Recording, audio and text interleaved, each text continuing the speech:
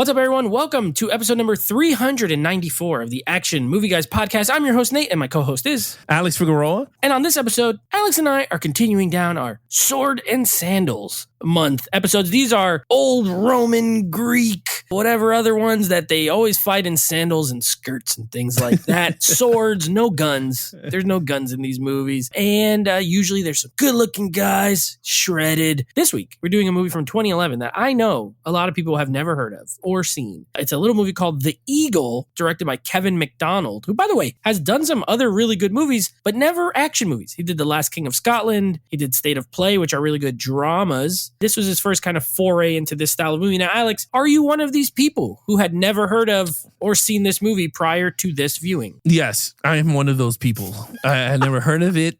And, I'm going to be honest with you. I don't watch much of Channing Tatum films. So a lot of his movies, if you bring it up, I'm going to be like, no. It's like brand new to me. Yeah, pretty much. Okay, fair enough. Yeah, this stars Channing Tatum. This also stars our boy Jamie Bell from Jumper. He's the other the little guy. And guess what? Spoiler alert, pretty good in this movie too. And then you also have Donald Sutherland, R.I.P. Donald Sutherland in this movie. I totally forgot he was in this movie. And then other than that, it's not very many famous faces. So before we get into it, let me give you the Rotten Tomato scores here. They're not great. Okay, they're pretty low. Maybe this is why people didn't really flock to this movie at all. This has a 39% critic score and a 41% audience. So they're pretty close. They're only 2% apart, but not incredibly high reviews. Do you find these numbers surprising or not really? Not really, in a sense of this type of movie is not as popular with the audience in our generation. Whereas I think if this movie would have came out more 70s or 60s where like 60s, Clash of the Titans was around and all that shit, I think it would have been more popular. But I kind of, right, I think I go with this. I agree with that statement. This style of movie is rare now. Even in the last 20 years, like there's not been a lot. So that could be. Anyway, let's get into it. Now, this story in this movie, or not just jumping ahead of storyline, but just to give people an idea,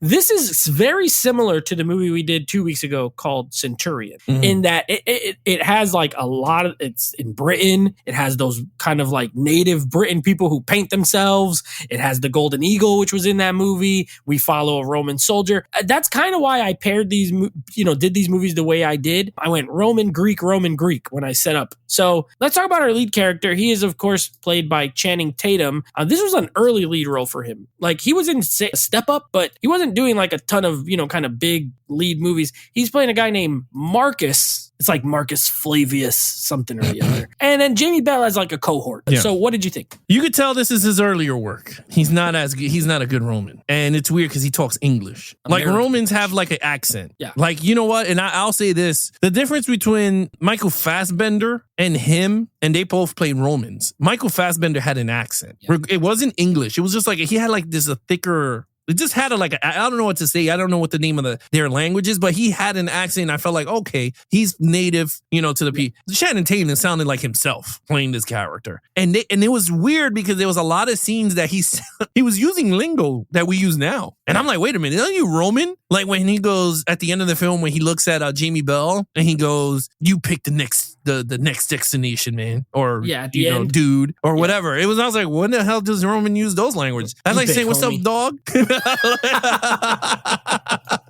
What's up, my brother? Like, you know what I mean? Like, so like that felt weird. But the way he acted, like the fighting sequences for the character, okay, it is what it is. Like, again, you're not going to get crazy fighting with swords. I mean, with sandals. I mean, with swords in these movies, like not crazy hand to hand unless the director is built for this. This storyline did not have as much of that. But in terms of the acting wise, he was okay. So the character, I'm going to be honest with you, I gave him a 3. And I'll be honest, I like Jamie Bell's character way more because he had more of a storyline that he was a slave, right? Channing Tatum saved him from a death pit fighting thing, and his father got him for him to be his slave. And then they go into this adventure, and he was still his slave, and then he goes, if you set me free, I could go get help, and because it was like a situation, which I know you'll bring up and you say better than I do. But I think Jamie Bell was better. Like, I would get him a 4 because he was more of a believable actor, especially when he spoke in that native tongue with the other bad guys that were roaming the land. You know what I mean? Like dudes with the white makeup and everything that were normal people, but white. So I gave him a 3. I thought he was good. Okay, fair enough. I actually gave him a 4, but I agree with your acting points. He's not that great as far as his act. He's gotten much better. And I think once he started doing comedies, it kind of unlocked his acting talent to me. Like when he was in 21 Jump Street, 22 Jump Street, I think he got more loose. Because like he was in that movie this year, Blink Twice. And I thought he was great in that movie. Like Channing Tatum has become a very good actor. Before this, you know, I think he was in certain movies, he was fine. He was just like the good looking guy who knew how to dance. You know what I mean? And he was in like Coach Carter and he was in Step Up, like I said. But he became a good actor. He's not great in this movie. And Kevin McDonald made that decision. It depends. Sometimes it could work. Sometimes it doesn't. He just let everyone speak with whatever accent they actually had, the actors. He didn't, because Donald Sutherland speaks American English. Channing Tatum speaks American English. Jamie Bell, he is British in real life, has a British accent. And this happened in Robin Hood, Prince of Thieves. Like Kevin Costner is speaking American. He had no accent. He didn't even try, but they're in England. It can work in a movie like, I don't know if you've ever seen the movie Valkyrie with Tom Cruise. Yeah. Yeah, where they're speaking German, but it does that thing of like Hunt for Red October where like all of a sudden they start speaking English and we are supposed to understand they're speaking German. We're hearing it as English. That works. But here they don't really establish that. They just kind of talk. So the acting not good, but I like the character because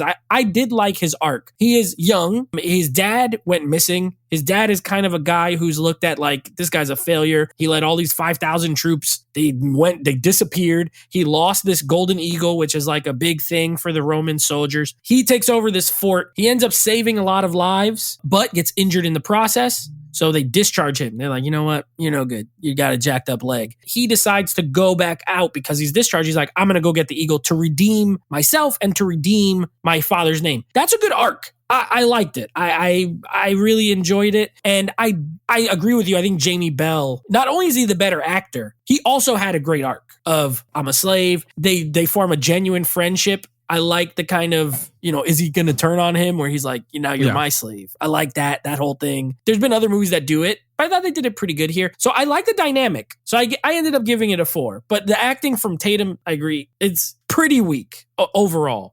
He looks the part, but he doesn't exude general of a Roman army type thing. So I agree with you there. Okay, main villains. Now, this is another movie where the natives who have been invaded are portrayed as the bad guys. They like eat people. The dad eats people. The dude kills his own son. Like they're bad. They're bad guys. But are they? I don't know. So I don't even know their name.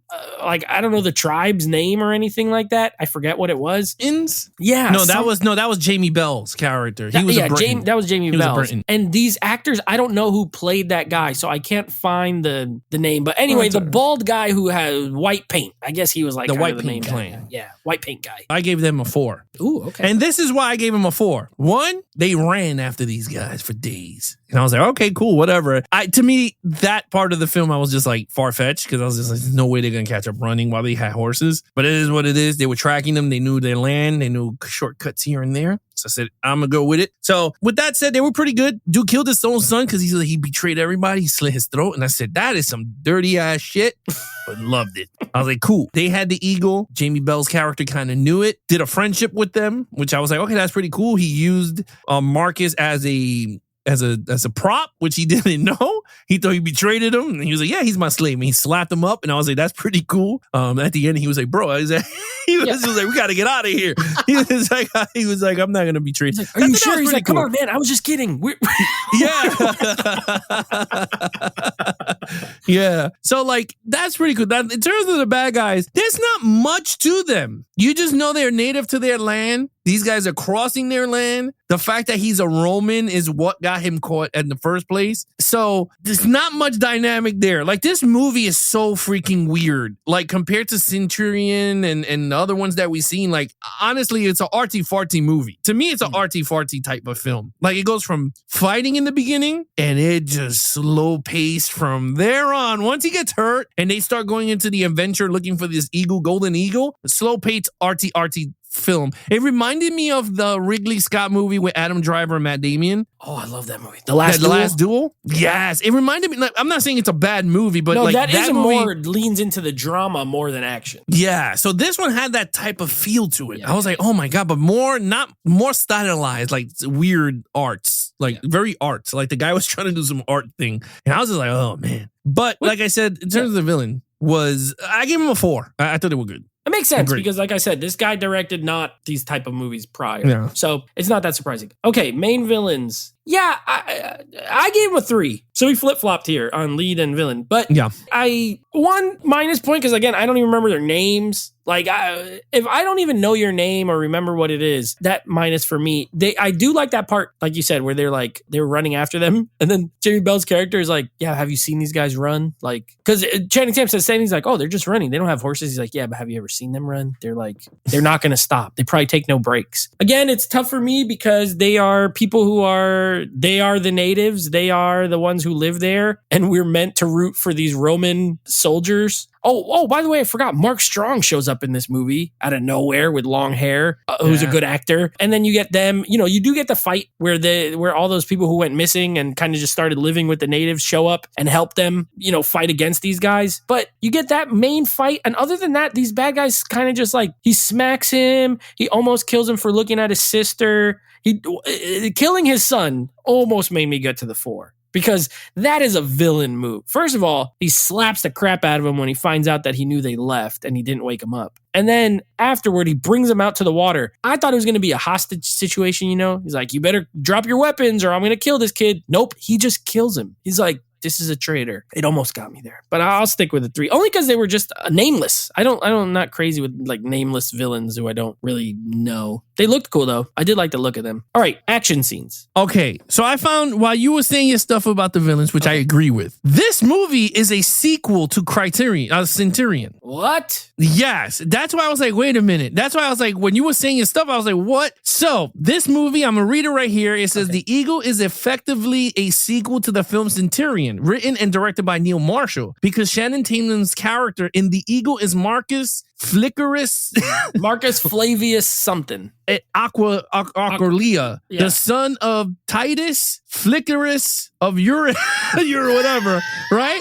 Who is the lead of the 9th Legion that was lost in the far north of Britain, right? Mm-hmm. Who is therefore the same person as Dominic West's character, Titus Ferrudius Venericius in Centurion. So he's the son of that character. So like it's like an unofficial sequel. It's an unofficial, but it's kind of a sequel that tied together. And that makes sense because I told you when I'm watching, I'm like, dang, this has a lot of similarities story-wise to that movie. So if you look at it that way, that's kind of cool. Like, okay, his dad was that guy. He lost the eagle. He did die in that movie. He gets killed. Yeah. Remember, Michael Fassbender, by the end, he just goes to live with the witch lady in the trees. He's like, I'm out of here. So he could be like Mark Strong's character. Remember, he said he met a wife. They had a kid.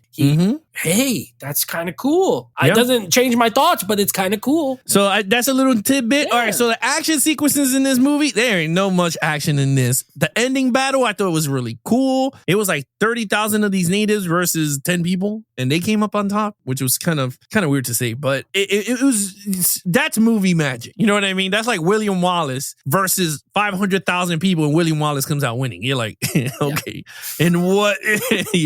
That's how I felt by the end of this movie. I was just like, this dude should never. And he had a slice in his leg. Yeah, that's right. And he couldn't continue going on, but he had enough strength to fight. He hulked up. He did hulk up. Hulked up. He said, so, eat my vitamins, do my prayers.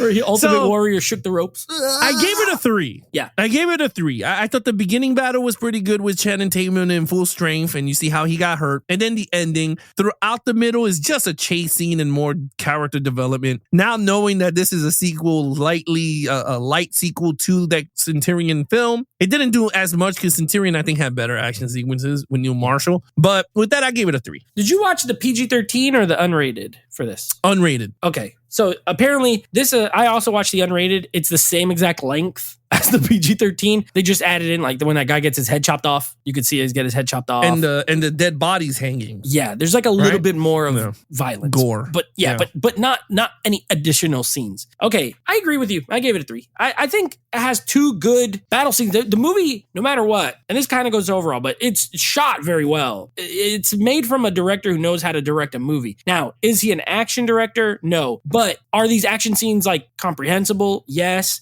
Do you know what's going on at all times? Yeah, it's not all shaky cam. I always like that thing of like when they make the little shield wall and people I jump love on it that. and they stab them. I like strategy. See, the thing with these kind of movies is I like the war strategies. Like, how are we gonna, 300 did it very well, although more stylized. This has it. I like that. So I think it's good, but you're right. There's not a ton. There's a lot of talking. It's a lot of story more than action. But the action that's there is solid. It is solid and it's well shot. So I gave it a 3 as well. I'm not going to harp on it. We're at the same score. All right. What did you think of that story? Okay, so it's weird, right? Since now that I'm knowing that it's this damn sequence, I kind of like more the better of the first one. But this one had an okay story. Honestly, Nate, if this had a way better lead actor, this movie would have been really good. I agree with you. I'll be honest, and I'm looking at the box office numbers while you were saying your stuff, and I said this budget at $25 million, which you could tell it was budgeted at $25 million. Yeah, but that's low enough to be a hit if you do it right. Well, was it? Only grossed $37 million. Not really. Not really. Not a hit. Not really. Not a hit. Not a but hit. it could have been that's a low budget for It's a movie like very low budget, and that tells me, with these numbers, that tells me if you would have scratched out, let's say you take out Channing Tatum and you put an actor that's really good in this role, right? You could have put a Brad Pitt. I could see Brad Pitt doing this type of role. I mean, he did do Troy. a little older, period. Someone older, right? So like, I don't know who to put older. I'm not good Michael with this. Fassbender. Michael Fassbender comes back for the sequel. Bring him back. Yeah. As his brother. Yeah. Rufus, Toofius, whatever. Rufus Toofius. Is it Roman. Rufus Toofius? That's a good There you go. one. That's his Greek name, Lufius Tufius. Heck yeah. So yeah, but no, honestly, all jokes aside, the storyline is pretty good. But I think what I bring it down for is Channing Tatum. I didn't like the way he portrayed this Greek guy, and honestly, everyone around him. Donald Sullivan did not feel like a Greek guy. And you know what's crazy? Like, I know Gladiator 2 is coming out, and that's how I feel with Denzel Washington in that damn movie. Like, he does not fit that type of movie. And the way he talks in the trailer, I was like, he talks way not like a Greek. But he's a phenomenal actor. He's such a good actor that I feel like when you watch it, you'll forget it. But I agree with you. In the trailer, it doesn't sound right. It doesn't, right? And you look at the trailer, you're going, why is he signing? And again, we all know Denzel Washington does not do sequels. So for him to come in to do this type of movie, and he did 3 Equalizers, so that's his franchise. But what I mean is doing another franchise and coming in as one of the lead names, it's weird. And that's what I felt like weird. Donald Sullivan is such a big name in acting. You're going, wow, he's going to give a good acting. No. He's just acting like Donald Sullivan in any other movie. I was just like, wow, this is weird. Jamie Bell, out of the 3 actors in this movie, did a hell of a performance, more than the lead guy. And that tells you something. Like, if this movie, and we said it in Jumper, if the movie was led by Jamie Bell, I think this movie would have been phenomenal. I think it would have been really good. He was jacked when he took his shirt off. He's not physically fit like crazy. I mean, he was thin. He's not large. Yeah, he's not large. He is cut, but he's not like 6'3", whatever. So for me, it could have worked, but I can see why they picked Channing Tatum, because he was hot at the time and whatever. He is what it is. But again, storyline, I kind of liked it for what it was. I thought it was really good. I'm going to give it a 3. I'm not going to give it a 4 because I think the actors did not do a great job. Well, 2 actors in the entire thing didn't bring this story to life where I think it could have been done very well. Mark Strong was very good in his role for 2 seconds. Yeah. I was like, wow, he looks pretty good. I didn't even know it was him until he spoke one word. I went, oh, damn, he's in this movie? I forgot. And I was like, wow. Yeah. But I gave it a 3. I forgot, but also I saw this movie in 2011. So it's been 13 years. I don't how was I ever going to remember that Mark Strong played character for 3 minutes in this movie? I agree with everything you said. You know the funny thing with the Denzel and Gladiator 2, you know what it reminds me of? Remember when we reviewed Ben-Hur and Morgan Freeman was in it? Yes.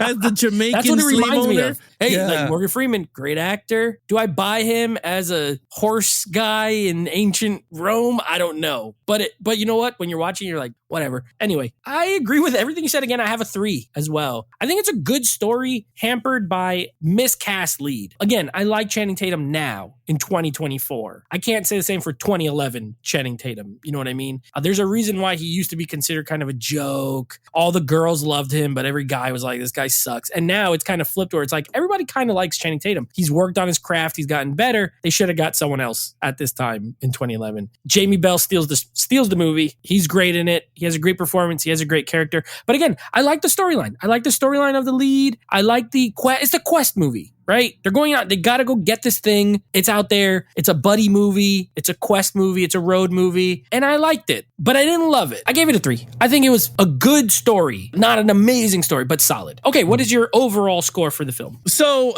while the movie is good at times, there's times I was bored. I was just like, man, this is boring. And I think it's due to the actors that they picked to helm this movie. And it didn't do justice for me as that. So I'm going to give it another 3, but I don't think this is a movie that I will gravitate and watch again. But I gave it a 3. I thought it was, in terms of the storyline, I thought it was good. Like, I would have gave it a 2 for decent. But to be honest, it'll be wrong to do that. So I will give it a 3 for good. Again, we're on the same wavelength here. I gave it a 3. I think the movie, I wouldn't say it's underrated. You know how, like, because it didn't make a lot of money, it doesn't have great reviews. And this is not one of those movies where it's like, wow, I really disagree with that and you should check it out. What I will say is it's very well shot. It looks great. Like, it's a really good looking movie, very well shot, very well directed. It's well made for a budget of 25. Yeah, but you know, they're filming in a lot in nature. There's not a lot of interiors. So I could see the budget not needing to be crazy. You're not paying any super huge name actors. Donald Sutherland at this point is not probably costing you much money, you know, and he's a small role anyway. So even the gladiator part, like Jamie Bell's fighting it, and it's like a little set. It's not like a huge,